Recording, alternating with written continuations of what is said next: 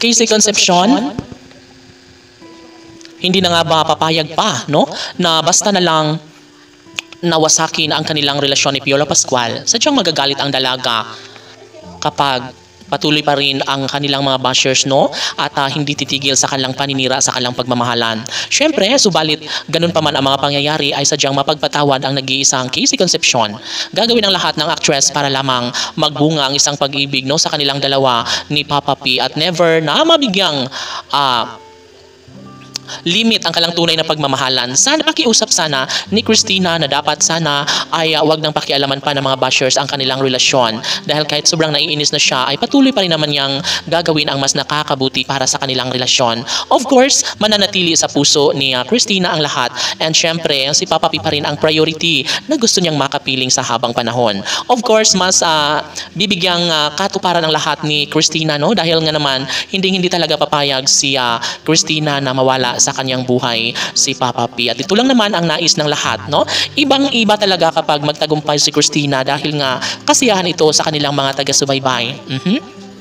And syempre, hindi naman siguro papayag ang aktres na mahiwalay sa kanya si Piolo Pascual dahil ito lang naman ang lalaking kanyang tunay na minahal mula noon hanggang ngayon. O syempre, tama ang nasa isipan ng mga tagahanga ng Kissy Fiji Love Team, no? At syempre, wala nang ibang mahihiling pa si Christina, lalong-lalo na kahit isang supling lamang para sa kalang dalawa ni Papa P ay sapat na ito sa actress, no? Syempre, sobrang mahal na mahal niya si Piolo Pascual at hindi niya talaga hahayaan na basta na lang na mapuweresyo ang kanilang relasyon.